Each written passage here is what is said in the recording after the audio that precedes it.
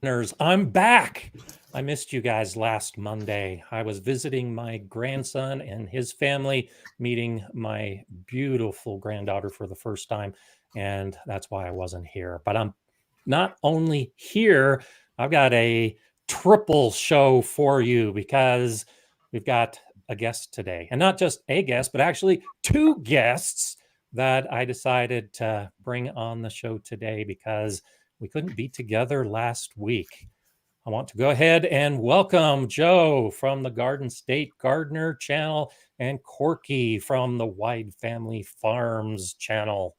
Good morning to you both. How are you? Good Hi. morning. Hello, everybody out there. Good morning, everyone. And so you all know that I like to highlight other channels and other gardeners. And some of you might be familiar with Joe because he's occasionally a viewer of this live stream and will comment from time to time. And I've been on Joe's channel. He primarily does his Sunday Fun Day live stream. So let's start with that. Joe, why don't you tell us a little bit about your channel and about your live stream, and for the viewers who don't know you, what could they expect to go to your channel? Well, on Sunday Fun Day, it's bringing about a whole different kind of community. When I started my channel, I made a big circle. What do I want it to be around? So I was thinking homesteading. And what do you do on a homestead? What do women do? What do kids do? What do the family? What is the family doing? So first thing I'm like, well, I'm going to talk about growing your veggies. So of course, this is a garden channel. I want everybody to grow their veggies. Then I'm like, what else do kids do? What does families do if they're off grid? So I was thinking, well, maybe crochet. I used to crochet when I was very little with my grandmother growing up. Then, so I'm like, hey, you know what? Maybe I should put this in. And I'm like, this sounds pretty good. I started getting into the community, listening, and it was like, this is a great community. And Nice. and then I started like, you know what? I want to give something away. I want to. I can't give away money, but you know what? Let me see if I can give away seeds. So I started giving away. I started putting. I'm going to give away seeds. And what could I do with my channel to explore that? So I had like a registration video, some more content in the video.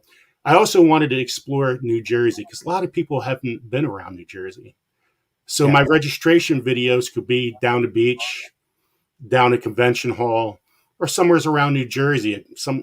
Hey, this is where I'm at. You leave a comment, you get put on a wheel, and you can win a lot of stuff on my channel. But I want people to come together as that community, and it's been working because a lot of the gardeners, well, a lot of the wives crochet. They're to use yarn or do crafts. Yeah. And what do kids do? They do crafts when they're little too. And so it's just about getting a whole family atmosphere to my channel, and it's really grown really well. I'm very ecstatic where it's going, and Nice. yeah. Nice. And Korky, your channel, you do the garden tour videos and you show a lot of the tasks that you're doing in the garden. And so share with us about the Whyde Family Farms channel.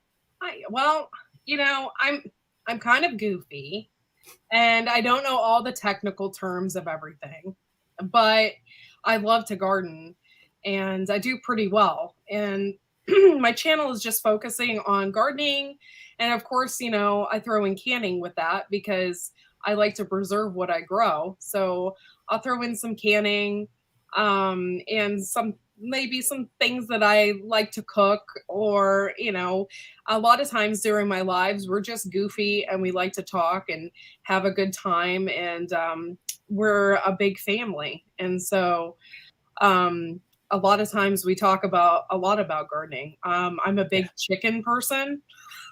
So I might get in a subject to talk about my chickens because I like talking about my chickens, my goofy birds. And so, yeah, so I'm more than just a gardener, I guess you would say. I have other interests, and I have like a farm. It's a Mhm. very small farm, but I have a farm. And yeah, that's what my channel is about. So, and I have Nice. a good time while doing it. Well, and one of the things I like about your channel, and that's what I try to do on my channel as well, is I think it's all connected, and I think preservation is a big part of gardening. A lot of gardeners go into gardening thinking they want to grow food for their family, and we do.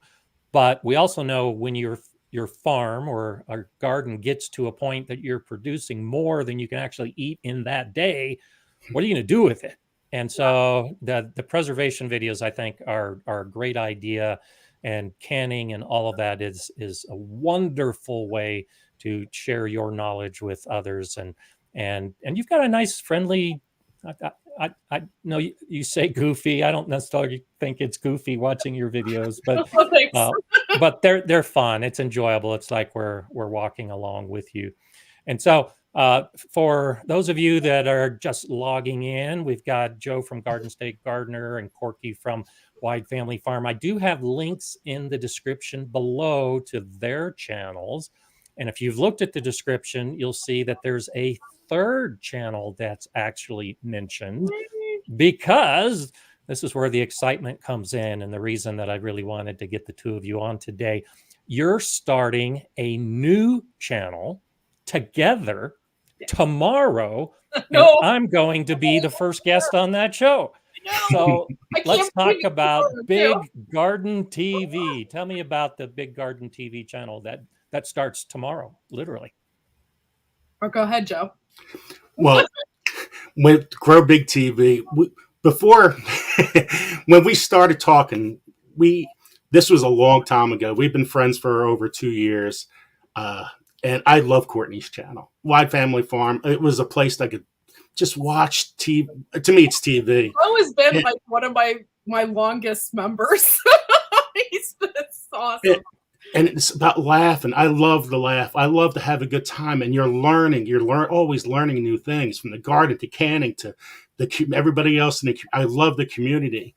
And I'm like, then we gradually started, growing together. That's the way I look at it, as growing our channels together. And I'm like, what, we should do something together. Yeah. I mean, we're really gel, but my time is very limited. And so it doesn't work out too well. But now it's like we really need to do this. And we're really into growing the huge vegetables. And we're like, let's talk a little bit more. Maybe we could do this a time a week. And I'm like, well, maybe not once. Let's do it 2 times a week. And what could we talk about? What could we, let's grow big. Yeah. So we started talking about channel names. Grow big. That's what we want to talk about. That's what we're really into. We love competitions. And and we're going to. Is that going to be a primary focus then? I imagine you'll be talking a lot of different topics within gardening. It's one of our main focuses, but we're going to have other things going on as well. It's not just the main thing. I mean, we want to keep people's interest and not just talk about the extremely large vegetables, because that would limit us. So we're going to talk about other things as well. But our main thing is going to be the big vegetables and the competitions. Nice.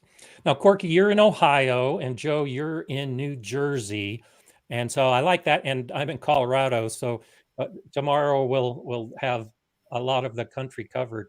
And so was that part of your thinking as well? Is that because you're growing in 2 completely different places, you can offer more to the viewers because you've got different perspectives? We definitely have different perspective on things. But we're trying to become as one. And that will take some time getting used to a little bit, but it's good in a way, because it's different opinions. We all have different opinions, right? Mm-hmm. As a gardener, as a coach, as a teacher, you're always constantly learning.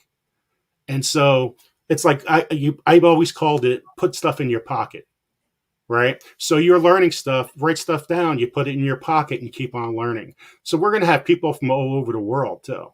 Yes. So we have people from the UK, from Sweden. I mean, we're going to have people from all over the country that grow large vegetables. People in the UK can really bring some competition to the table as well. I do a giant carrot, I call it a giant veg challenge every year. And I get people from the UK, they win every time.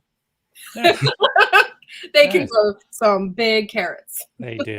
I'm highlighting Patrick Kelly because Patrick is actually in Australia, and one of our regular viewers, and it's saying, been trying to grow lettuce and capsicum and green beans, as well as some herbs, trying to grow more that I can eat from my garden.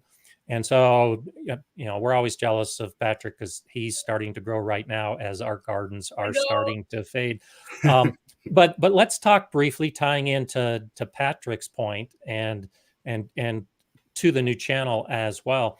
And as we grow big, I think of that not necessarily as growing the big vegetables, though I also try to grow big vegetables, but it's also growing a bigger garden and adding more beds and trying to add more plants to our garden space. So what would be your recommendations for someone who wants to grow more food and wants a bigger garden space?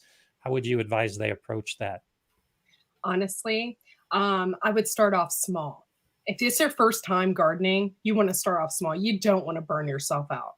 I went in full force because I love to garden. And I bought this property 6 years ago, and I knew that's what I wanted to do. And we just added on every year. I mean, we have so much square footage, it's ridiculous. But in the beginning, you want to go small because you're going to have weeds and you're going to get so overwhelmed. And you don't want that because you want to keep the love. You want to keep the love. You don't want to hate. And so I would start off small. And then at that point, when you conquer the small, you add a little bit every year. Just add a little bit. Oh, and then I'll look at all the plant magazines. That helps. Like, I want to grow that, but I have to add this much to my garden in order to grow that. And that helps, Yeah. And but yeah, you don't want to start off big because you're gonna get burnt out really fast. Yeah, absolutely. And Joe, one of the things I like to talk with you about is your peppers. And it seems like every year you're growing more and more. So the same idea, because you keep adding more and more to what you grow. How have you approached that? Well, using weed fabric really helps. I mean, when you have so many weeds, you just totally get demoralized. So you want to cut down on your weeds. But if you really want to grow lots of peppers, you do start small in your beds. Yeah. Then you gradually increase your beds. That's doing it the right way. For me, I did it the wrong way. So there you go. I had all this land. Actually, my wife, I go, Julie, I'm going to start a garden. This is when we first moved in. It's something I always grew up with a garden. I need a garden. Well, she came home. She looked at the yard. She goes, "What did you do? What did you do?" You thought it was going to be, a couple feet here, a couple feet there, a couple vegetables. And I'm like, yeah, well, I wasn't starting from seed then. I went to the store. Yeah, I bought 100 tomato plants. I bought like 200 pepper plants. Before you know it, you have 400 pepper plants in your basement. Yeah. That was me a couple years ago. See, growing big. Exactly. And that's why I thought this would be a good topic to talk about, because many of us make that mistake. My first real garden here in Colorado more than 25 years ago was huge. And I spent weeks putting it together and getting all the beds ready. Of course, I had 2 kids, and my assumption was that my kids were going to help me in the garden. But of course, they were preteen and teen at the time, and the last thing they wanted to do was help their dad in the garden. And so I ended up with the same thing, this big garden space, and I ended up having to do it all by myself, which kind of forced me to learn how to garden more quickly than maybe I had hoped for. So completely agree. Starting small is the best way to do it, so that you don't annoy your wife, but also so you can get started as you're moving forward in a more planned and controlled way, I guess is a good way to say it. And so growing big, and we talked a little bit about this before the show. So share some of what you have grown big, Korky. We'll start with you and then go to Joe, that you like to brag about as a gardener. Okay. Well, this year I fully committed to growing big. I did a lot of cool things. I had almost a 3-foot long carrot. So I did that. And then of course my Boston Marrow. But before that, I can't say that I had things really large unless I ignored it for a while, like Okay. cucumber or something. It's like, that's a big cucumber. I don't think it's supposed to be that big because I forgot it. But yeah, before that, I don't think I grew anything as large as I have this year. So this year was the year that I really fully committed to that. So, but yeah, it was a lot of fun, especially that carrot because we were digging. Nice. My husband kept digging and digging and digging. It was so funny. But yeah, we had a really long carrot. That was great. Nice. And Joe, Jay wants you to tell everybody about the number of vegetables you are growing, and because you're growing so many, are any of them, are you also currently at least trying to grow big with what you're growing? Well, right now I'm pretty much it's cleanup time. So Yeah. every little time it's about trying to get everything cleaned up because it's a mess out there. It really is a mess out there. But how many pepper plants I, did you have this year? I started with 600 varieties of hot peppers, and it was over 3,000 hot pepper plants. Now, the dare, I had everything set up and a dare tacked them, but I did save some seeds with it, and that was the main goal, saving seeds. I also have a donation stand in front of my house, so anybody wants to take something for donation, it's there. Share with my family and friends, and that's what I'm all about, sharing and helping people and growing. Nice. And donation stand. If somebody wants to give a couple dollars, whew, thumbs up. I could buy more seeds. and so I'll give a shout out to Pat Patrick. Thank you for that super chat. Wow, triple header! What a great day to return to Gardener Scott Live. Been in a bit of a funk in the garden lately, and this is a super boost. So I'm glad we could boost you, Pat, and thank you for that contribution. And yeah, triple header is nice. It really is cool to have 3 gardeners on at any given time. I have my garden club meeting next Saturday, but I always look forward to a group of gardeners getting together and talking nothing but gardening. You know, what can be better than that? So tomorrow, I had mentioned I'll be the guest on your first show on the Grow Big TV. What are we going to talk about? What are some of the things that you guys have thought we might chat that people can go to? And I don't know if you've been looking at the comments, but we've had a number of people that are already subscribing to the new channel in preparation for it. So you should see your numbers jump a little bit today. But what's in store for tomorrow? Well, we're going to start off with the regular interview because we want everybody to know, like, where are you from? You know, how did you grow? When did you start growing? Just your basic questions. What's your favorite vegetables? What is your biggest vegetables you ever grown? You're a teacher. How did you start off?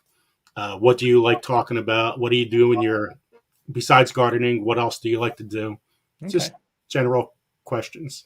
It's going to be a lot of fun. We're really looking forward to you being our first guest. And there's a reason why you're our first guest, is because we learned so much about gardening from you. Oh, well, thank you. And it's fun. It's really enjoyable. And it's like, it's a lot better listening to you than going to a lecture hall. So I appreciate that. And so, Korky, why don't you give us the specifics, the time and how we can find the show tomorrow, everyone who wants to go. I've got the link, as I mentioned, in the description, but I didn't put the time. Oh, it's Grow Big TV with Joe and Korky, and that will be at 7:00 p.m. Eastern Standard Time tomorrow night. Depending on which part of the world you're in, that's Tuesday at 7 p.m. Eastern Standard Time. That's right. And becoming a green stalker is like, yes, this will be the opportunity to learn all my secrets. So I'll be looking forward to sharing some of those. And so I agree with you, Joe. You were talking about cleanup at this time of year. That's what I've been focusing on as well. And so for those of us, unlike Patrick, who's just getting everything going, and like I said, we are envious of Patrick, what kind of tasks have you been focusing on recently, this last week, for when you are cleaning your garden? What does that really mean Mm. Go ahead, Joe. See, We'll go well, to Korky. for me, I'm just trying to get any extra vegetables I can find out in the garden and Okay. ripping stuff out. That's the main thing right now. So I still have extra potatoes and grow bags. Okay, I'm going to dump that whole grow bag out to see if I can find an extra potato. You know, little things like that. I pulled a couple of carrots out the other day. I'm like, oh, look at that. You know, it's the surprises in the garden. The surprises in the garden is it's the most fun because you never expected it to be there. Yeah. Nice. You How know. about you, Korky? What are you doing during these days that you are getting your garden ready for winter? Okay, well, I did clean out most of my garden, the stuff that was dead, basically, that wasn't going on anymore. However, I still got carrots out there, and I'm at the point now where I'm debating whether or not to leave my carrots in the ground all winter or to pick them right now. But I also have another 200 sets of carrots in another bed that probably won't be ready till April. Oh, okay. So I got that going on, but for the most part, I don't really know what to do, as because I hear two different stories. One story is, oh, leave all your stuff alone because you don't want to mess up the bugs and the bees, and you want to leave everything as is, but at the same time, you want to be able to clean out your garden and save your soil and make sure everything's okay. And so I this year I plan on revamping a lot of things and just covering my beds Okay. for the winter because I feel like the soil needs to rest. Yeah. So I'm gonna do that. I use the fall as the time to get my beds ready for spring. Same basic idea. And so I'll amend the beds. If I'm using cover crops, I'll begin turning the cover crops into the beds. For me, it's just too cold for any more seeds to germinate. So Yeah, I'm not going to have any more cover crops. I'm guessing it's similar. You're in zone 7, Ohio, is that right, I'm in Korky? 6B, and it's 6B. cold. It's Okay. cold here. It's not like super cold yet, although we did get snow already. That's Yeah. crazy, but um it's not quite that cold. I still have garlic that I want to plant, but I'm afraid to plant it because every time I want to go out there, it's about 55, 60 degrees. And I'm like, that is going to sprout. That is Yeah. going to sprout. I don't want to plant it just yet. So, Yeah, that's about 15 degrees Celsius. And I have the same concern. It's actually, in fact, we have another warm week. We had a crazy cold yeah. snap. It hit a lot of us. But I put my garlic in a couple of weeks ago.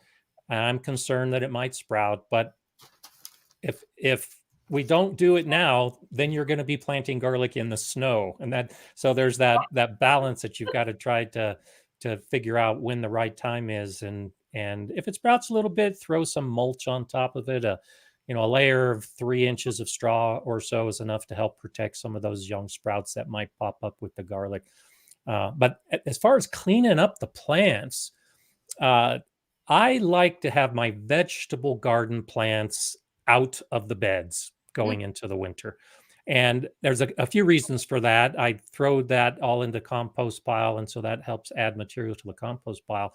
But there are many pests that will overwinter in the dead plants. And so if you oh, leave the dead plants in your garden, depending on pests, if you happen to have those kind of pests, you're basically giving them a nice warm spot to spend their winter, yeah.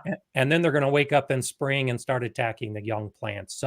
So I cover my beds. I cover my beds generally with crushed leaves and straw and dried grass that I save up. But I do the same thing. I'm in the soil, put all the plants in the compost pile, and then cover the soil with a good mulch, and then Yeah. just let it go for the rest of the winter.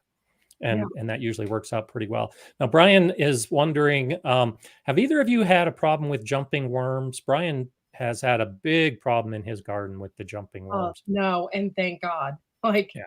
I hope not. But the thing is too, is I mean, when I loaded my beds, I have a lot of raised beds. I think the only time I plant it in the ground is when I plant my tomatoes. I plant my tomatoes in the ground, and then I have another side of my garden where I plant like my watermelon stuff in the ground with my like pumpkins and stuff, but for the most part, everything's in raised beds, and I've already put my soil in there. So anything else that I add in there is going to be from my chicken coop, Okay. or something like that. Yeah. I'm not buying bags of soil or anything like that, which would probably bring in jumping worms or of something of that sort. So I'm kind of lucky in that sense, where a lot of people probably have no choice but to buy in bags, and you might get that problem. Yeah. But I thank God we don't have that here. Yeah. Nice. Yeah. Let's hope we don't, because it hasn't hit everywhere, but where Yeah. it hit, it's been a problem, and it's always too bad. Now, South Sith raises a good point, and I completely agree with this. And so when I remove all the plants, I'm removing the plants from my vegetable garden. But behind me today, I like this picture. All of these plants are brown and dead now. But this is my pollinator garden. The rest of my garden, I don't remove the plants going into the winter. And so all of these cosmos and the raspberries and everything else, I leave up for most of the winter so that the birds can eat the flower seeds. And as Celsius says, there's a lot of beneficials that also spend the winter in the leaves and the stalks and the dead plants. So I clearly make a differentiation. I don't clean up my whole garden. Uh, I just get too lazy and I want to break from the gardening season. So Do you uh, have do you that have a food forest? You so I'm working on it. Yeah. So I have a long-term plan for my garden, and so in the far back, by where that white fence is over by the top of my head, I have some fruit trees and I have some fruit bushes, and I am developing that whole space into a food forest. But kind of like Joe was saying, starting the garden, I didn't do everything all at once and then get overwhelmed. Yeah. Um, I put in the trees first a few years ago. Then I put in the fruit bushes last year in particular, and now moving forward into this next year, I'll be putting in some lower plants. Basically, trying to do a permaculture guild system with all of my fruit trees and the fruit bushes and various levels of plants. So I'm not calling it a food forest yet. I'm still calling it my mini orchard, but once all the plants get in place, then it'll be a food forest. Yeah, I was just curious if because this year I think it's the first time we've done this. I blew all my leaves into my food forest and did all that. But then I thought about it. I'm like, I have like medicinal herbs in there. I have like valerian root and ginseng um and some other things in there. And I was thinking, oh man, I hope I didn't just kill them by blocking out the sun or now my chickens are going over there and digging through everything. Yeah. So I was just concerned. I'm like, oh, did I do the wrong thing? But I need to build that soil over there. Yeah. So now I don't know. It should be fine. It's a natural mulch and it's going to gradually break down, and maybe it'll block out some sunlight for a few days. But I'm doing that in my front yard where I've actually allowed the weeds to grow. I took my lawnmower out to just shave off the tops of the weeds. And so all those weed stalks are like 4 to 5 inches tall for the purpose of holding the leaves during this time of year. And so that's how I'm building soil in that space, is actually letting plants grow, adding the leaves, and then in a year or two when that soil's better, then I'll get rid of the weeds and start putting plants in. So leaves are a wonderful way to build the soil. So I really don't think that you're doing anything that is going to harm the plants. So go for it. I really wanted to do cover crops this year. I just ran out of time because cover crops adding nitrogen and all those modules and everything into the garden. But that's just because if you have a healthy soil, you're going to have healthy big vegetables. And that's what our channel is about. It's growing big healthy vegetables. What would you use for your main cover crop? Alfalfa? What would you use? Because that's another thing I'm having a problem with, okay? I don't want to put something in my bed that's going to take over my bed, and then I'm going to have to pull it out. You know what I mean? That's my problem. And so I'm thinking, what do you plant in there? I mean, I can't plant wheat, a winter wheat in there because I wouldn't have enough. You know what I Yeah. mean? Like, what do you plant in there? Yeah. And so what were you planning when you were, if you were going to do cover crops, did you have specific plants selected, Joe? I didn't want the hairy vetch. I didn't want that because I didn't think it was enough to. I wanted something else I could just do over top and make it nice and neat. You know, you don't want something that's gonna just hold the cover crop. It's gonna be a pain in the butt. You know, because the roots go so deep. Yeah. So I was thinking more of like a pea, some kind of Oh, peas and stuff like that. Because then they don't go down far enough, but they're adding that nitrogen and the and then you beneficials can into it. still eat that. It's Yeah. still beneficial. Like, because I'm not going to eat alfalfa. I'm not. That's Well, not. consider doing a mix. I've got a couple videos that I've done on cover crops, and that's what I did this year, and I did it last year as well. Is a mix uh, of cover crop seeds that have Austrian peas, for instance, Okay. and it has an annual rye, and it's got a variety of wheat. Actually, the one mix I have actually does have some wheat seed in it. I like hairy vetch, but uh, the way that I do my cover crops is I'll start them in late summer, and so because my season is so short, they're only 3 inches tall by the time my winter sets in. Mm, And so even though I like hairy vetch, my cold temperatures are going to kill the vetch plants before they flower and seed, but the root nodules for the most part will already be forming. The all of the legumes, the peas, same way. And so I just slice off all the tops of my cover crops and use those as additional mulch going in the winter. And so I'm not a big advocate, partly because it's such a short season for me, where I'll grow like an alfalfa and I'll let it get established, and then I have to deal with it. For me, alfalfa never grows big enough because the season is just too short. And by the time the next season comes along, if it sprouts again and is interfering, it's still such a small plant that I just pull it out of the ground. okay. Question about your. I'm sorry, Joe. I didn't mean to interrupt you, but You know, a question. I got a question though. About your. Okay, so you grow the peas and stuff like that. I was told that it was the root system that creates the nitrogen. So when you cut it off, you just leave the roots in there. Yeah. But can you use the tops as well? They Oh, are yeah. nitrogen fixer for the top as well. Well, and so the tops of the plants are just like any other plant. If you add them to your compost pile, it's adding a nitrogen component to the compost. Or like I do, just kind of do a chop and drop and let them drop to the surface, and then they dry out, and eventually will become a carbon addition as part of the mulch. Okay. But yeah, but I'll leave the I roots never in. thought about it like that. I don't know. I just Yeah. didn't, I'm just thinking cut them and give them to the chickens. I don't know what I'm thinking, but yeah. Well, no, that's not bad either, because the chickens are processing it into a nitrogen source that you can Yeah. then spread on your plants or put into your compost piles. So I don't have chickens currently, so I have to bypass the middleman and go straight to the compost pile. But no, there's nothing wrong with feeding it to the chickens, because you said you're using the chicken waste in the garden. So Yeah, I think that's a wonderful thing to do. It's made some beautiful soil this year. It really has. Like Yeah. we've waited a couple years before we actually used it, but because we don't use traditional stuff in our chicken coop. I use sand for the bottom. So I had a lot of sand in there, but it has created some awesome soil. Like, Nice. Yeah, I was very pleased with it. Nice. Now, honeydew, and I'll answer this, of course, but if you want to throw in your 2 cents, by all means, do.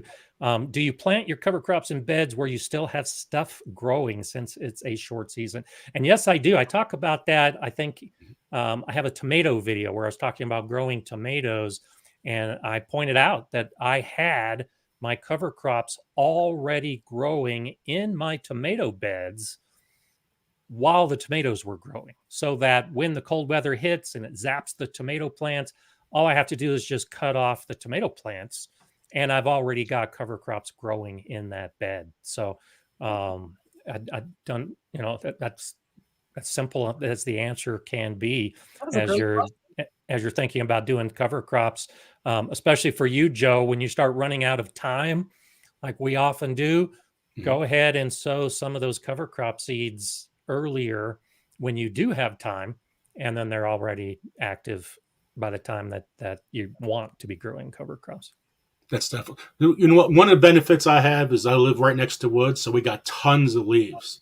And my neighbor, they blow all their leaves in a pile for the last 20, 30 years. Nice. So, well, the good thing about that, they just moved. So, you know what the neighbor's going to do? I'm going to do some cleanup job at the neighbor's house. There you go. And get those leaves that have been 10 feet, 20 feet high right next to my property. And that's going to be awesome when I get that. See Nice. all the worms come out of there. Nice. That's definitely a way to do it. I last year I think I got 16 bags of leaves, and so I'm in that mode right now where I'm looking for the bags, and I need to make sure I've got the sources that I do. I still have one bag from last year. I used all the leaves in my garden, but I saved one bag just in case my neighbors move or my sources no longer are giving me leaves, so that at least going into next year, I'll have one bag of leaves assured. So I always try to keep a stockpile of some of those things because you can use them all the time. Yeah. I have this old book from like 1940. It's a gardening book. It was given to me by my grandmother. And it talks about different types of soil pHs and stuff like that. But it also talks about leaves and how specific leaves you don't want to use for covering your beds because it could kill your undergrowth. Is that still true? Is that even true? Well, not really. And so, the big issue is with the black walnut tree. Mm. And the black walnut has a chemical called juglone. Juglone is an inhibitor for plant growth. So it's going to keep other plants from growing. It's going to inhibit seed germination. But the leaves of the black walnut tree don't have the same amount of juglone. And once the leaves dry, that chemical essentially dissipates. And so, it's one of those things that, especially not to call your grandmother an old wife, but it's an old wives' tale kind of thing where you see one thing that the tree is doing and you assume that the leaves are going to be doing the same thing. Yeah. A more common issue is with some of the bigger, thicker leaves that don't break down as quickly. And so what they end up doing is like matting on the soil, and they can really inhibit the oxygen and the water from reaching the soil.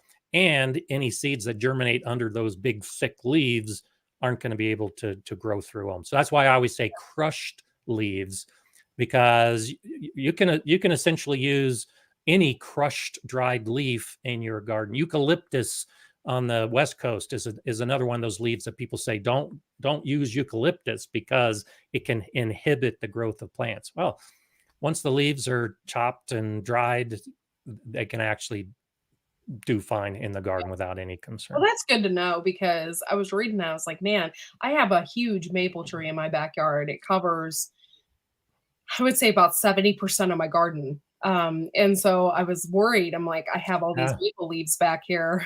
Like, I use a lot of maple leaves. Okay. One of my biggest sources, it has a big maple tree.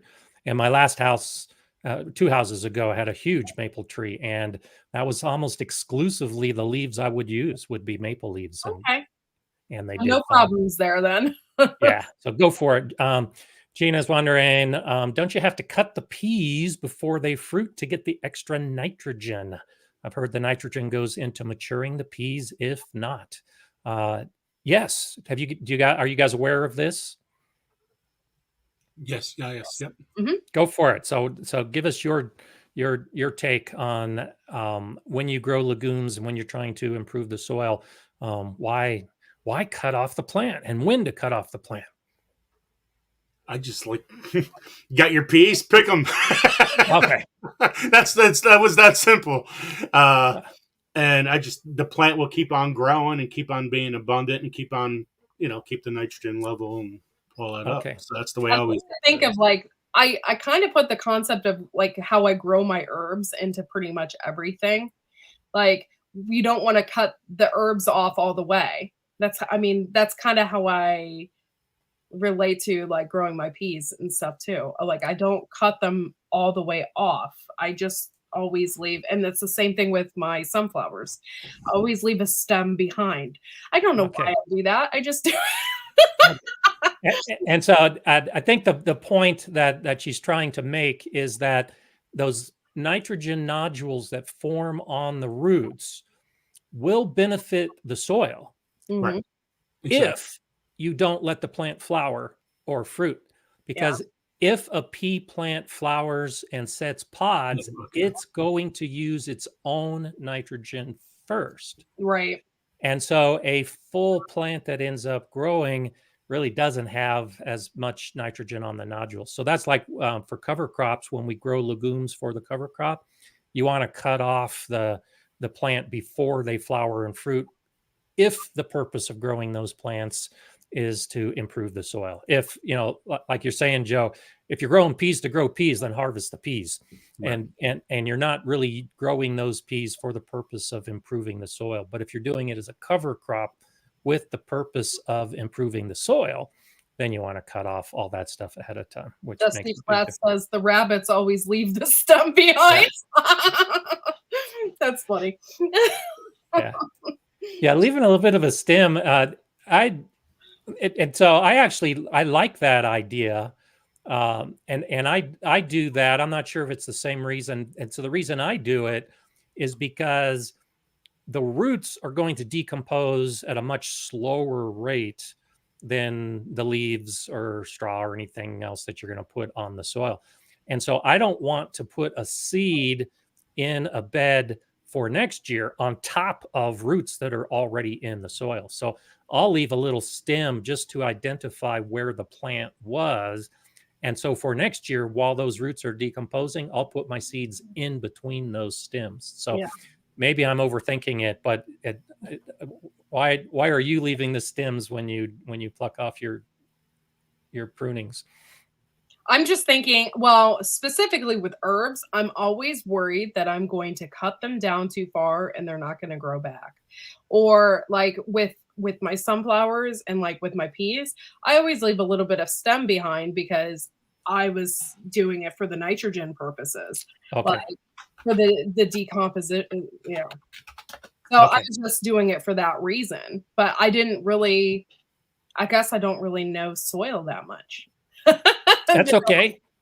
That's nothing wrong with that. That's one of those things that I think we all have things to learn about the soil, because it's such an incredible world that we definitely have to learn more. There are a number of really good books out there that I think I've got some of them listed. I've got a link in my description where I go to some of the books that I recommend. But are you a book person? So as we're learning, let's talk about soil. How do you learn about gardening? Are you a book person, a blog person, a video person? What do you do when you want to learn something? Okay, so when it comes to like soil, I am not a book person. I would literally have to like YouTube it and watch it in order to understand it. Because if I read it, I wouldn't get it. I would have to watch somebody doing it. And how do you learn, Joe? Are you old school like me? I like getting a lot of books. I like Master Gardener books. So nice. This is from Virginia. Look how thick that is. This one is from Georgia. I like getting all the states as much as I can. I didn't know you had all those. I know he gave me one from Pennsylvania, which I was super cool. I can't wait. I haven't even had a chance to open it yet. But he sent me one from Pennsylvania. I'm like, I can't wait to open it up. Like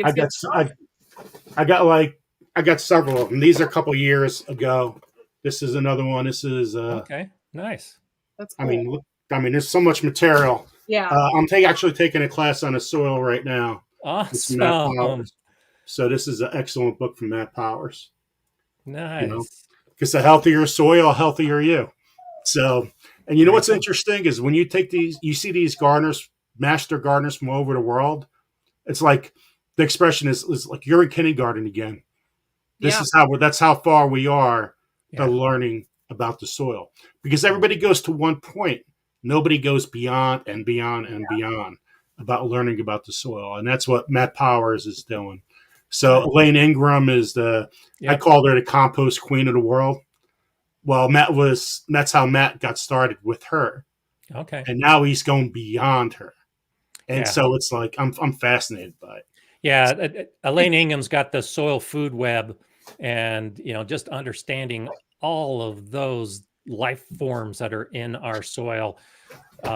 It'll take you a decade of study to learn how they all work together and what they are. And it's interesting. You're getting into the microscope. Do you have a microscope? Have you looked at your own soil, Joe? No, that's my next plan. See, when you sign up for Matt's class, you can stay there forever. So you can keep on taking classes forever for free. So you just got to pay a fee. So it's awesome. It's a really good class. Here, let me show you some other books too. So this is the Penn State Master. This is what I gave Korky. That's the one I got. Yeah. Nice. I also have That was wonderful. the California Master Gardener. Nice. And one more.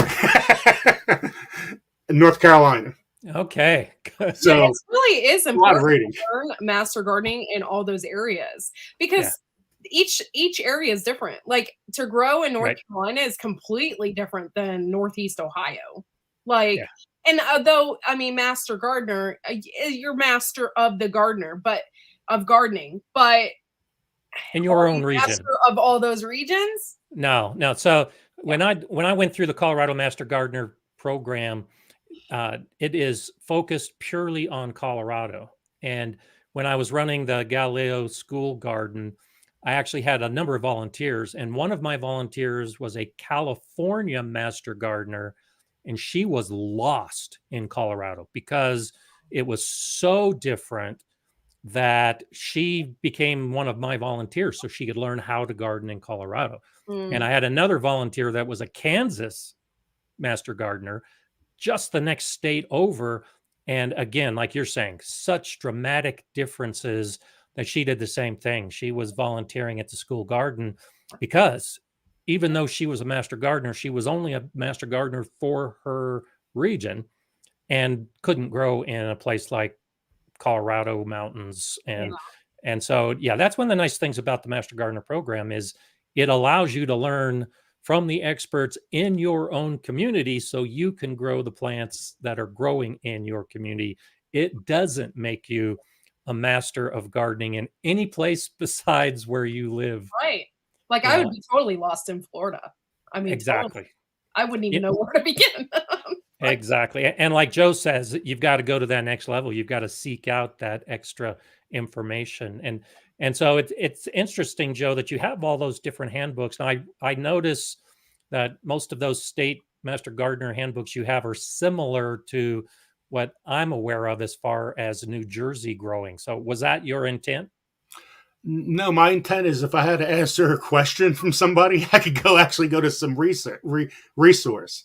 And so knowing our channel and knowing what I wanted to grow, I wanted to answer people's questions as best as I can. Might not know it right away, but I'll get back to you and I will get the information to you. So if I wanted to down exactly what you guys were talking about, Florida, I didn't know how to grow in Florida. Well, where am I going to learn it? You go to YouTube or get it from a really good source. And the best source is your master gardeners in that area. Yeah. And a lot of people aren't aware that, as far as I know, every state has a fact sheet library online.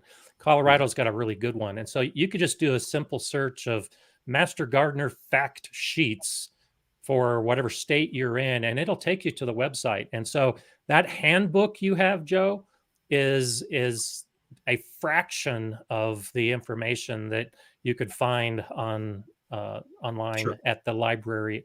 And that's what I think is so incredible about the Master Gardener program. When I went through, I know now a lot of it is digital, but all of those books that you just showed, Joe, was about half, maybe 60% of the information I got in book form as part of the Master Gardener program. And so that's how many fact sheets are available and how much information is available through the Master Gardener programs for anybody that wants to get that information. So yeah, I completely agree. Great organization.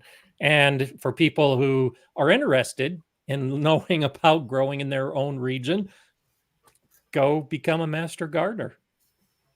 I get a weekly update for New Jersey about, things going around in New Jersey with, festivities or whatever, but your insect reports, all your reports is directly from the ag in New Jersey, which is really awesome. Nice.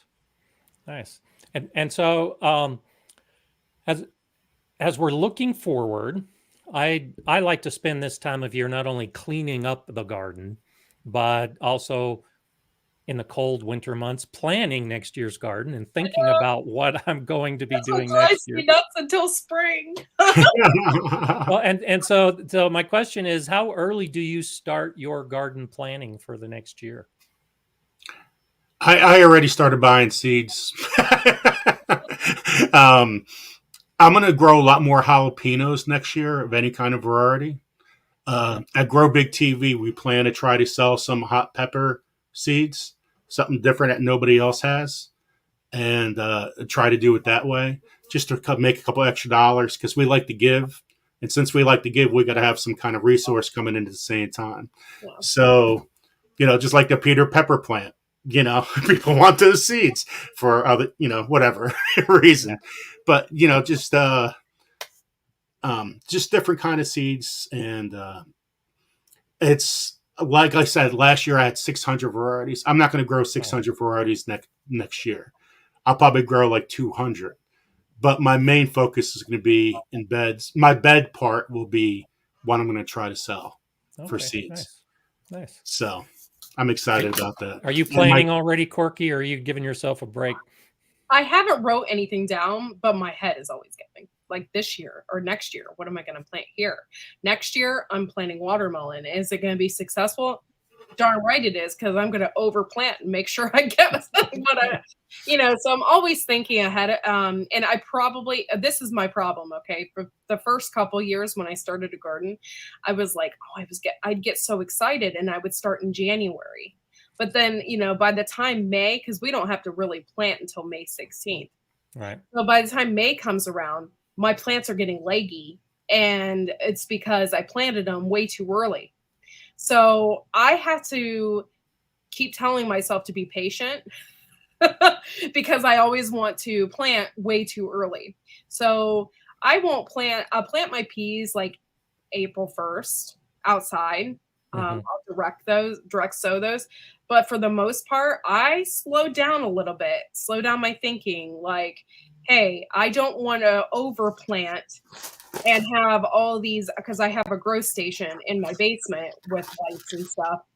And like, I don't want to overplant, because I do that, my plants end up being like this, and then they end up dying or something goes wrong. And so I just wait. I wait the correct times. Good. And that's when I start them, because if not, I get so excited. I think everybody's like that. Like, yeah, because I know by January, I see people, they like have a full 3 or 4 trays of tomatoes already. And I'm like, I can't start those until mid-April, because if that's the case, they're going to be 12 foot tall. Yeah. And that's a very common problem, I think, with a lot of new gardeners in particular, is they don't necessarily track or are aware of how long it takes for certain plants to grow. Like Joe, I haven't bought any seeds yet. I've been saving seeds to get ready for it. But I get my calendar out and I actually write on the calendar when the best time is to start those seeds ahead of time. Mm-hmm. And it's hard to have the patience when you've got seeds in hand and you've still got weeks to go. Do you use this? There you go. Garden planner. I have one of these, and I actually took my pen and I marked when my last frost date is on here, and I just go through it and I'm like, okay, well, I can plant this, this, and this. And I do that every year. And you know what? Sometimes it's kind of complicated on here. So then I make a calendar and I'll just like post it up and like, and hit the spots with it. I'm like, okay, that's when I need to, or within a week of that range, that's when I need to plant that. And that's what helps me. But in the beginning, I didn't have one of those. I'm just flying by the seat of my pants, That's right. And so something wrong with that. but yeah, I learned a lot from doing that. There's no wrongs in gardening. There's no wrongs. You just go out there. Like it's a giant science experiment. And you see what works for you. And for me, like I figured out what works for me and I do it. And I suck at growing potatoes. I suck at a lot of things. Brassicas are the worst. I am horrible at it. But I found some things that I'm really good at growing, and I grow a ton of it. And I can it. And so, I'm learning, and I'm always learning, So I love that philosophy, and I completely agree that whether it's master gardeners or whatever our source of information is, we think we should be growing these big gardens that we see on YouTube, and that person has a different place, a different location, different weather, and we've got to learn what does best for us. I'm the same with brassicas. I don't grow brassicas because they just don't do well at 7,000 feet in Colorado. I love to eat them, but I'm horrible at growing them. Horrible. Yeah. And I can get a head of cabbage for the life of me. I planted it. It's all leaves. Nothing ever turns into a head. And that's the same. My broccoli gets buggy. Cauliflower gets buggy, and it doesn't look like anything by the time I get ready to eat it. And so I grow what's best for me and what does really well. And I've really rocked at that, so. It's funny when you guys say that, because my brassicas, boom. What a year I had. I'm jealous. This year was outstanding for brassicas, from kohlrabi to broccoli to cauliflower. I mean, they were huge. And Gardener Scott, also, a lot of the seeds I'm planting this year are from In My Gardener, because we kind of partnered with them on our channel. Okay. Nice. So we're going to be going over growing guides on Thursday. And so we'll take a seed packet like this, and we'll dissect it from A to Z in a back. Oh, nice. And talk about the whole entire packet. But I'm also going to be growing it so I can show it. So I'll give out one of these to somebody in their lives, and also going to be growing it myself. So it just shows, this is what I'm doing. This is how it is. This is our growing guide. Mm-hmm. Everything's interlinked together. Oh, I did a big no-no this last year. Oh, it was horrible. Okay, so I found these peas online, and I was like, I'm going to grow these. I'm excited. I don't know what I was thinking. I don't know. So I plant them, and they're snow peas. They're so small. They were they only got this big. They didn't grow. And before I grew Lincoln peas. So they grew really tall. A nice big tall vine. Yeah, these ones were so small. They're really good. They're really sweet, but not what I wanted. I got 8 pounds out of those, where before my Lincoln peas, I got 20 pounds or more. Wow. And these snow peas, I mean, they're great in stir fries, but I won't ever grow those again. That's funny. Way too small. Yeah, see, and I'm just the opposite, because my season, I can grow snow peas great because of the cool weather we have in the spring, and that frees up space for them to transition that bed to something else. But I have a hard time growing the vining peas because it's just so hot and so dry here in Colorado that they just get too stressed out to grow well. This year, the only brassica I had success with, I've been trying to grow Napa cabbage for years to make kimchi, because I like fermenting my own harvest. And so same thing, just couldn't grow it. And finally this year, I had a variety. I don't even remember the name of the variety or the specific type of Napa cabbage that I chose, which company of seeds, but it did great. Nice. And so I actually am leaving those plants in the ground so that I'll get seeds next year, because it's the first brassica I've tried in years that actually had any success. That's So awesome. That's yeah. so awesome.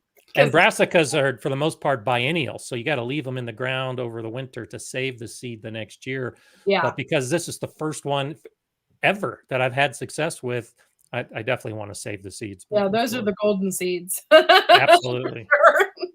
Also, if you guys have a problem growing something, try growing it in a grow bag. Yeah. But never stop growing it in your own soil. Just, do, if you're having problems, keep on trying to change your soil up. This could just be your pH factors and stuff in the soil. But Yep, try it that's in good a advice. grow bag.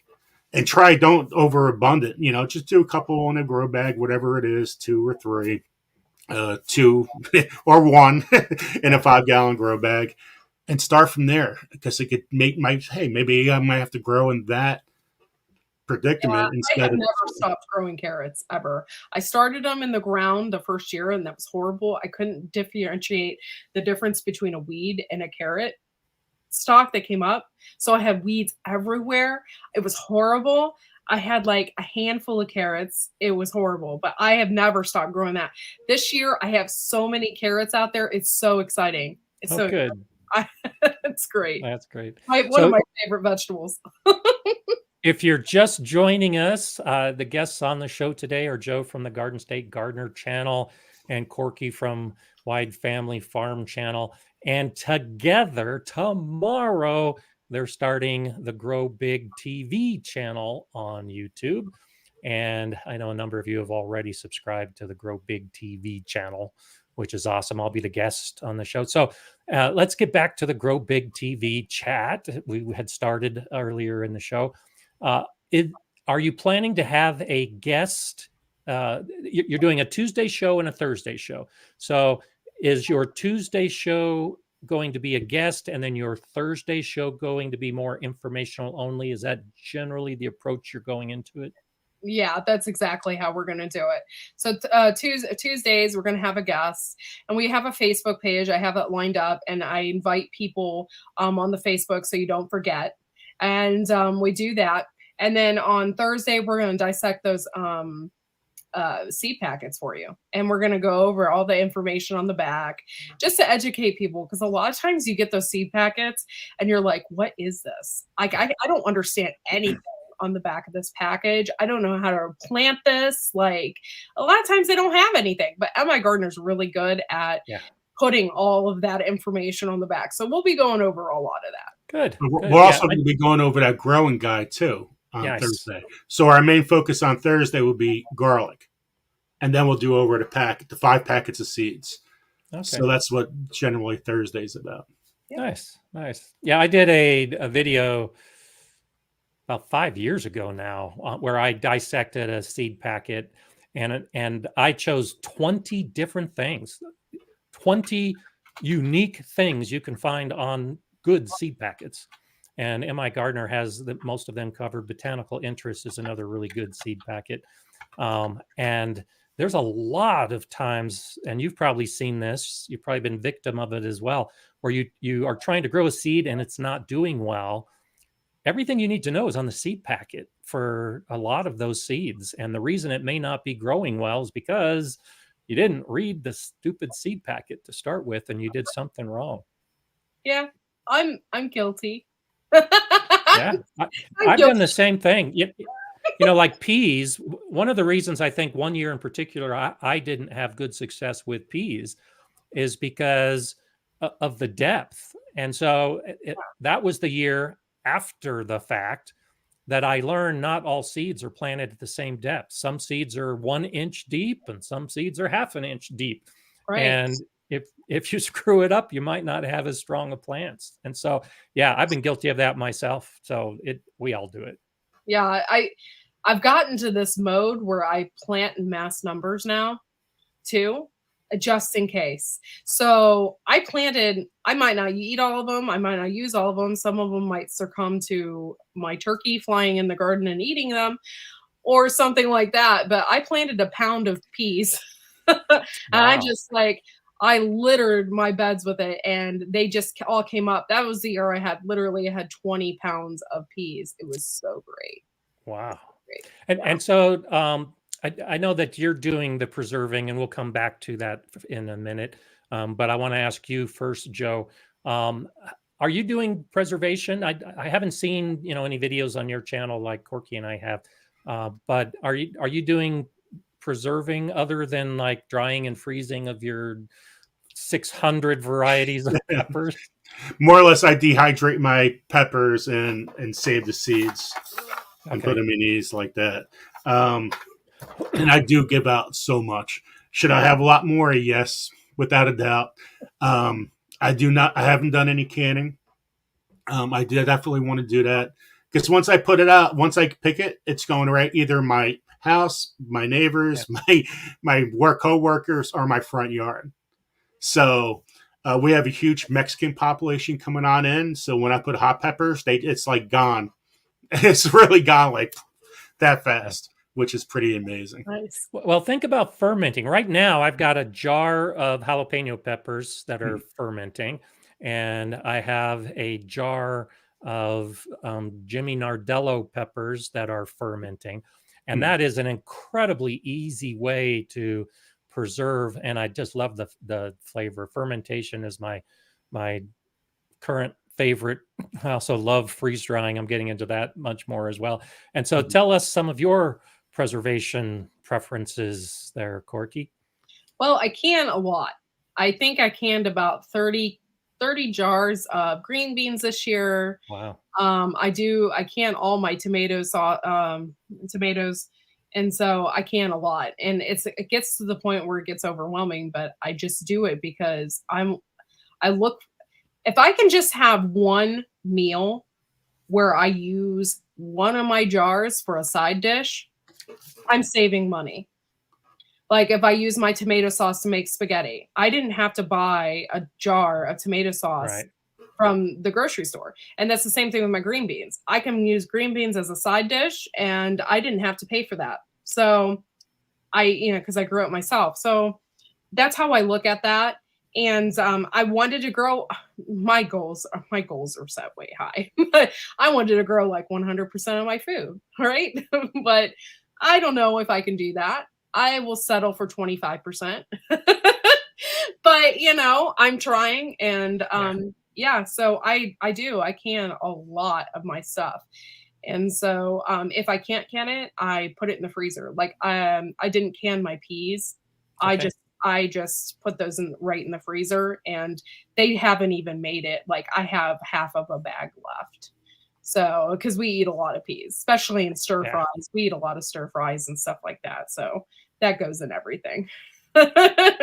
It's great you're using it, but yeah, you highlight a big issue is gardeners want to grow 100% of their food, and then they realize they eat it too quickly, and then they need a bigger garden to be able to actually get to that point. But and some things are kind of impossible. I mean, if I had 20 acres and all this land, I could possibly grow enough wheat to make some bread, or possibly, grow enough kidney beans to throw in my chili.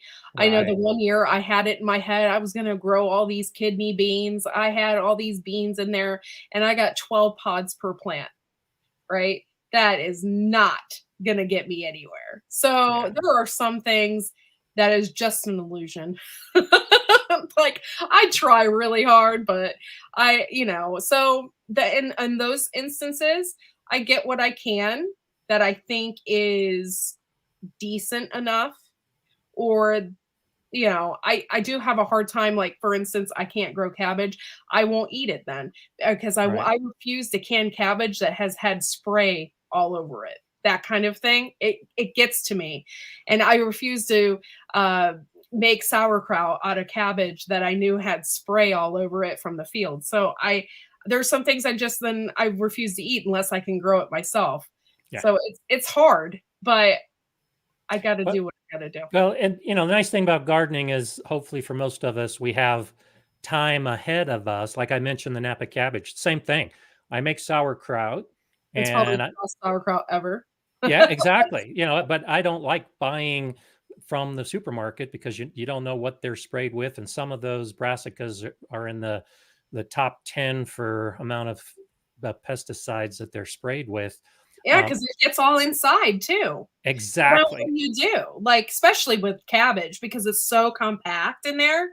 Like, they're spraying all over it. I mean, yeah, you can pull the outside leaves, but for some reason, putting that in a sauerkraut, it Yeah. kind of gets to me, So if I can't grow it myself, Yeah.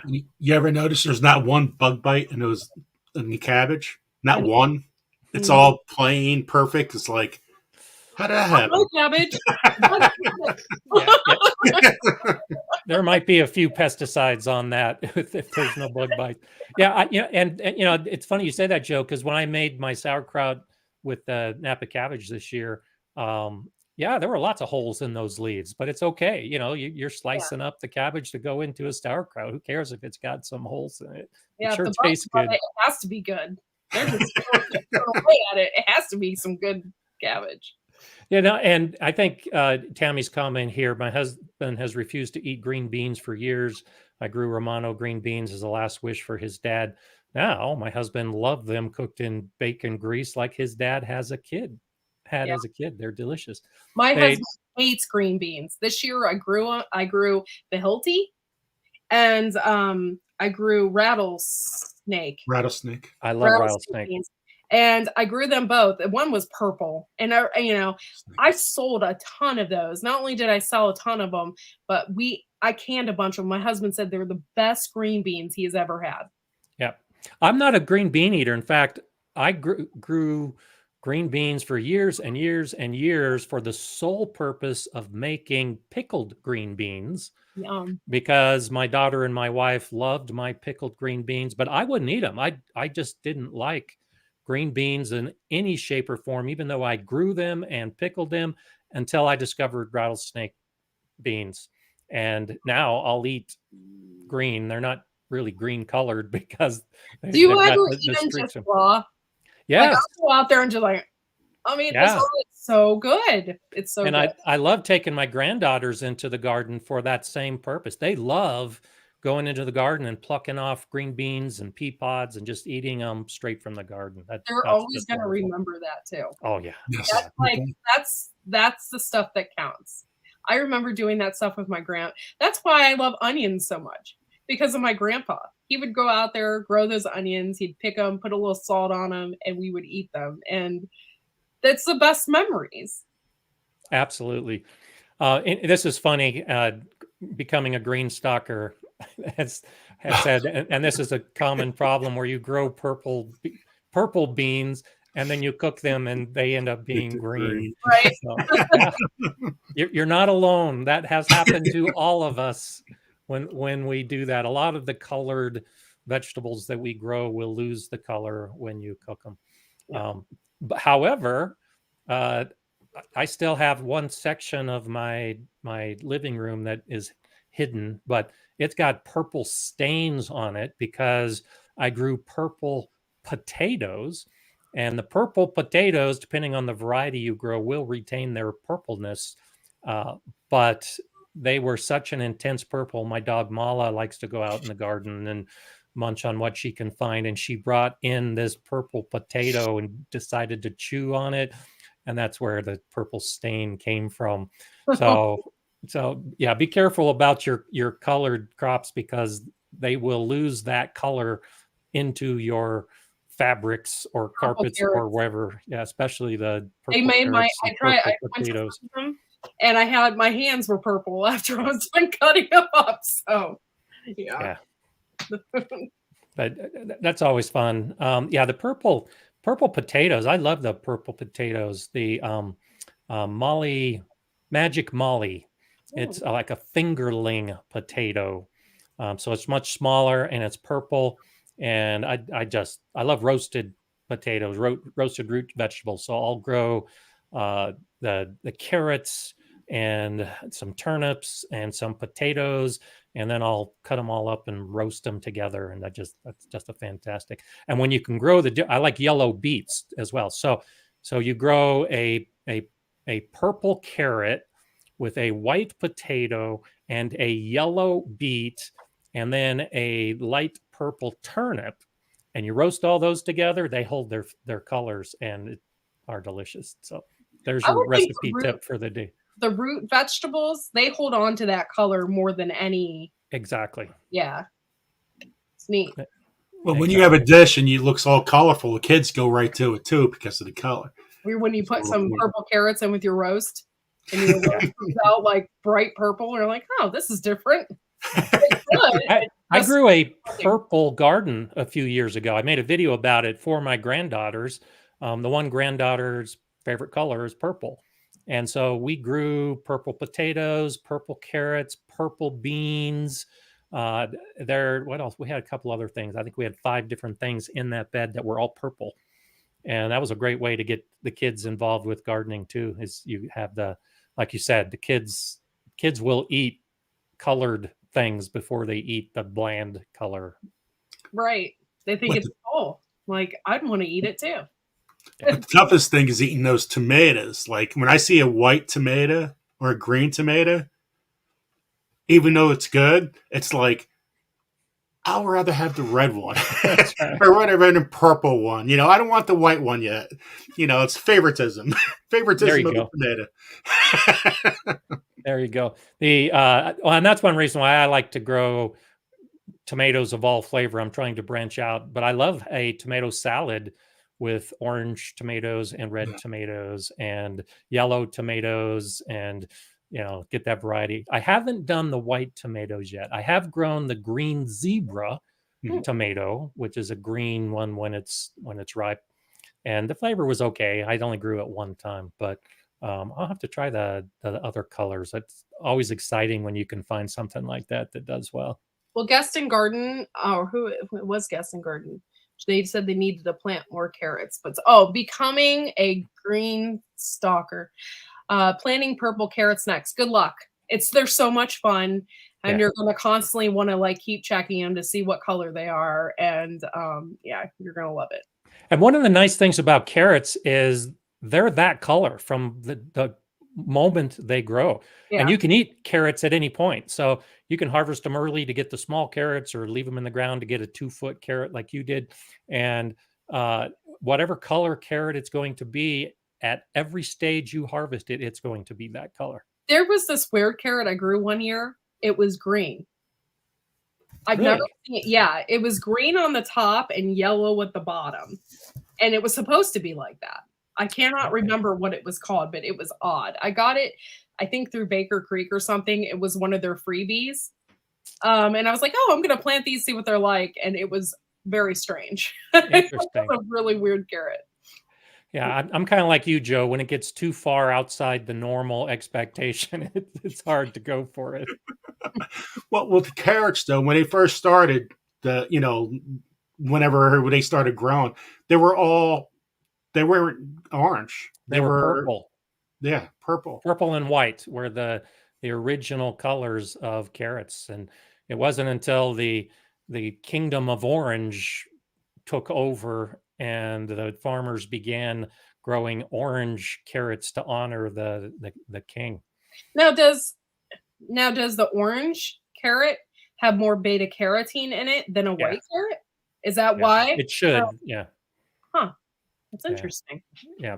There's you start getting into the chemical composition of the carrots, and the color will reflect a difference in the chemicals that are in it. That's what makes the color happen.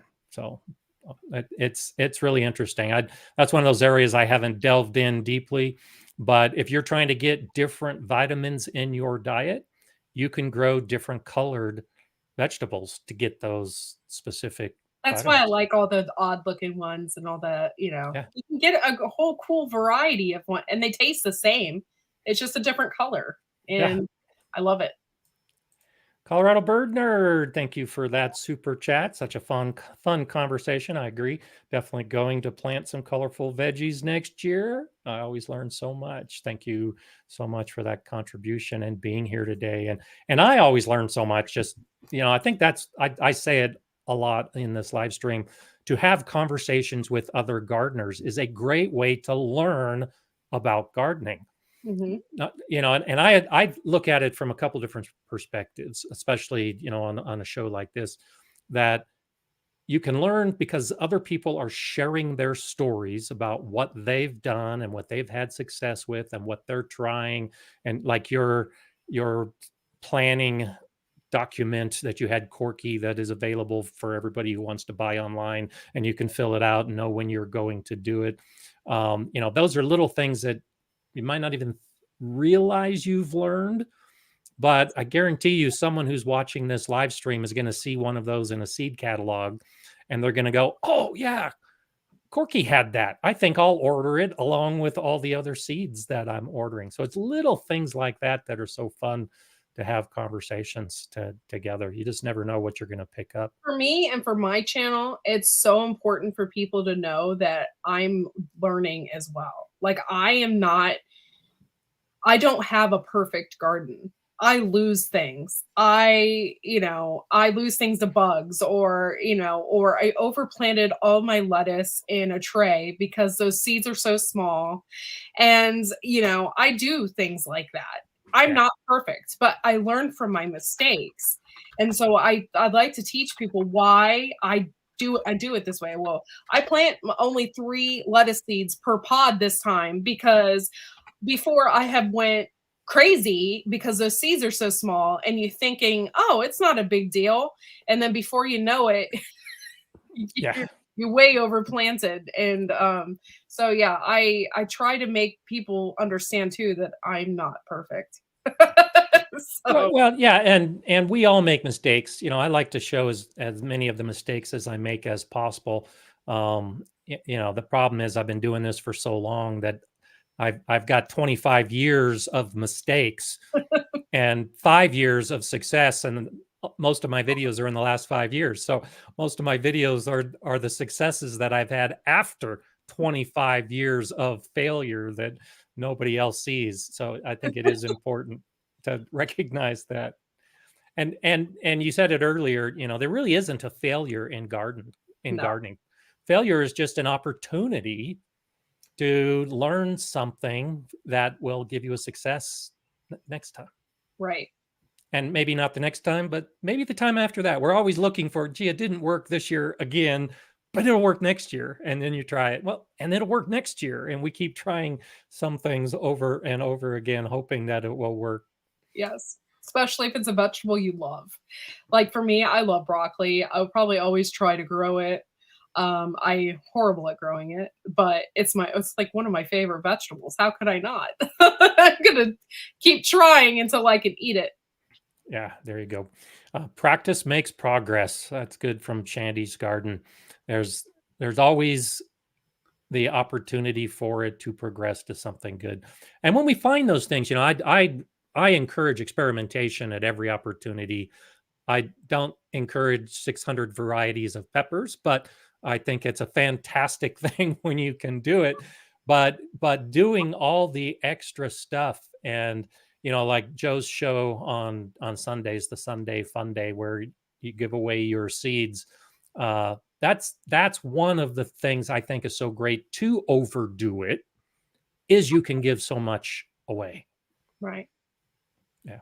And so I've got dozens and dozens of jars of jelly and jam right now, because I like to give them away as gifts over the holidays. And so you were talking, Korky, about eating the stuff you're preserving. Yeah. Are you also in that gift mode of the stuff you preserve? I am, if they give me my jar back.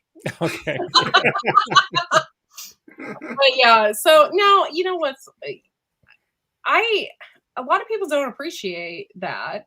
So I don't really give it away. Like they're like, it's okay. Like I have ground cherry jam. I love ground cherries. And so I made ground cherry jam. I have tons of it.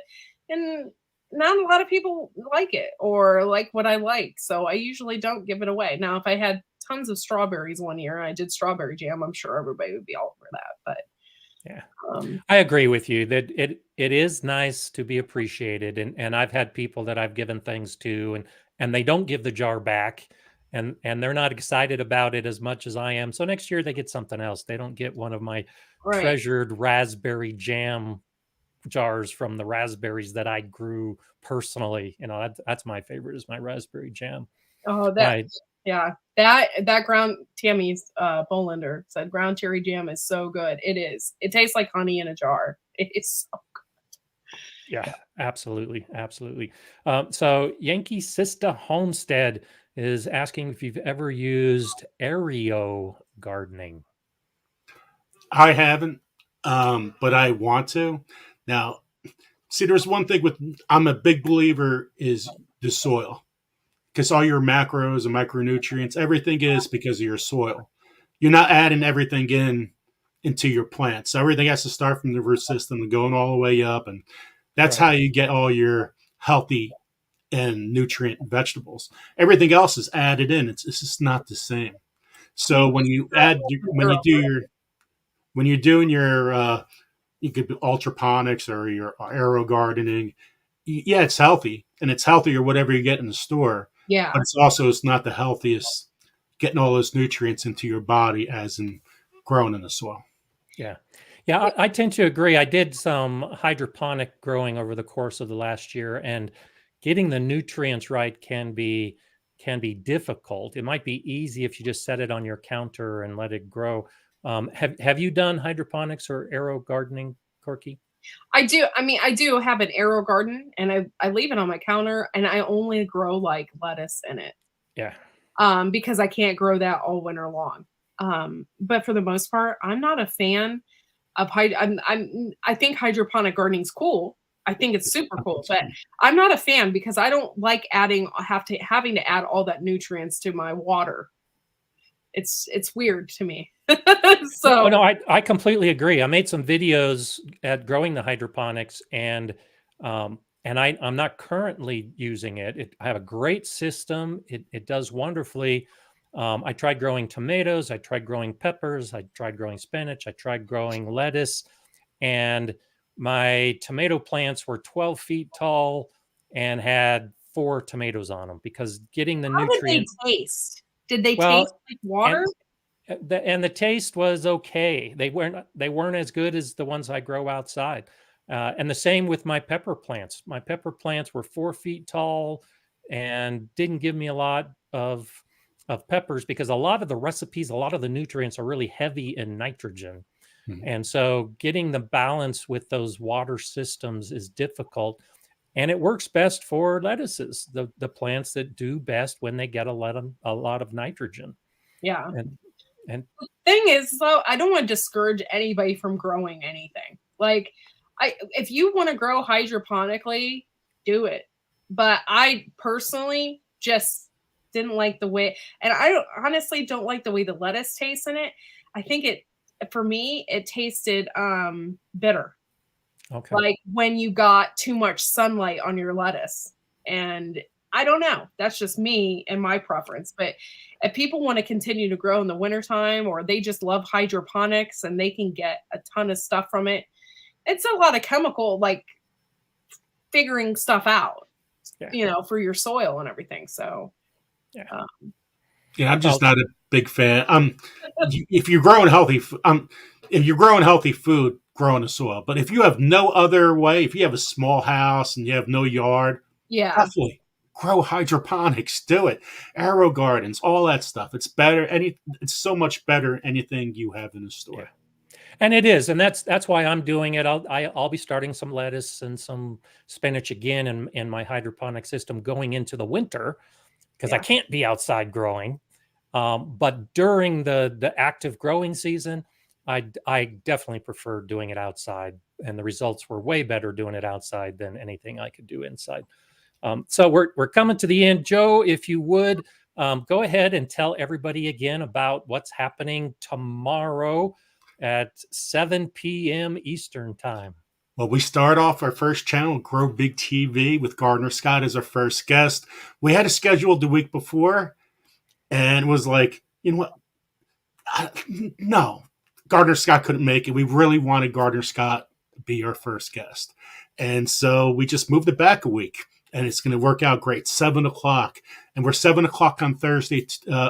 We're 7 o'clock on Thursdays too with growing guides. It's going to be a lot of fun. But we also have some great guests lined up for our channel. So we have Michael Love Farms talking about mushrooms, and there's 3 co-owners with that. One of the owners is Jake Plummer. He's a former NFL quarterback. So he's an all-pro. I don't know Jake we're Plummer, not sure. I know Jake Plummer. Yeah, Do you we're not grow sure. mushrooms, Gardner Scott? What's that? Do you grow mushrooms at all, or any types of like? I have tried mushrooms. I was growing them in straw bales as an experiment, but it is so dry here in Colorado. I was having to water the mushrooms 5 times a day just to keep them moist, and that was becoming overwhelming. So the last live stream a couple of weeks ago, I mentioned that I'm going to be building a fence in my garden to generate shade with the intent of growing mushrooms in my garden. Cool. I'm looking forward to watching that, because mushrooms right now are just in general, they're so good for you. So it's the end thing too. So we were talking about our channel. I'm like, mushrooms, you know, and I don't know anything about mushrooms. I'm one of those guys that's very afraid about it. But like Korky and I have a friend that's called Rebel Canners, which is Tammy.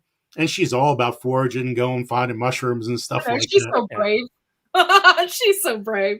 That's cool. I grew blue oyster mushrooms. Oh. They were fantastic. I dried them, and I didn't have a lot, but I had enough to actually dry them and then use them in cooking for a month or 2. And I never thought about it. I come from an era where Blue Oyster Cult was a very famous band. Yeah. And after growing blue oyster mushrooms and eating those blue oyster mushrooms, I can see why Blue Oyster Cult would be the name of a band, because you could definitely get sucked into that mushroom world because the flavors are just so intense and so incredible. So look forward to hearing about that. Well, I'm looking forward to being on the show tomorrow. Let's continue this conversation there. And I've got a link to the Grow Big TV in the description below, so all of you can find the channel, and I'll get a link later today to that specific video, and I'll share it on my social media. But it was so great to have you both on the show today, and I'm so glad we'll actually be able to carry on this conversation tomorrow. I'm so honored to thank you for letting me be on your show, and this is fantastic, and it's so great to talk to other gardeners. So thank you so much for having us. Thank you, Gardner Scott, and thank you everyone in the chat for subscribing to our channel. We appreciate all of you. Thank you guys so much. That's fantastic. So I'll say bye for now, and we'll say some hellos tomorrow. And for everybody else, I want to go ahead and say thank you for being here, like you are on your Mondays. I'll be back next Monday, of course, with another show. And next week, I'm going to be focusing on some things to think about as we move into the holidays. I'm trying to find a comment that I saw from about half an hour ago that Jay posted. So Greenstock is just one of the many companies that are having Black Friday sales coming up here real soon. And so look for that. Hold off on some of your buying of some of your garden products, because some of those sales don't begin until next week. But next week, I'm going to highlight some of the sales that I know are coming and give you links to some of those and give you coupon codes to some of those. And so I hope I can see you back here next Monday as we talk about gifts for the holidays, and maybe I can help make your gift buying a little bit easier. Until then, as always, enjoy gardening. Why? Because I'm Gardner Scott, and that's what I say. See you on Monday. Thanks for being here.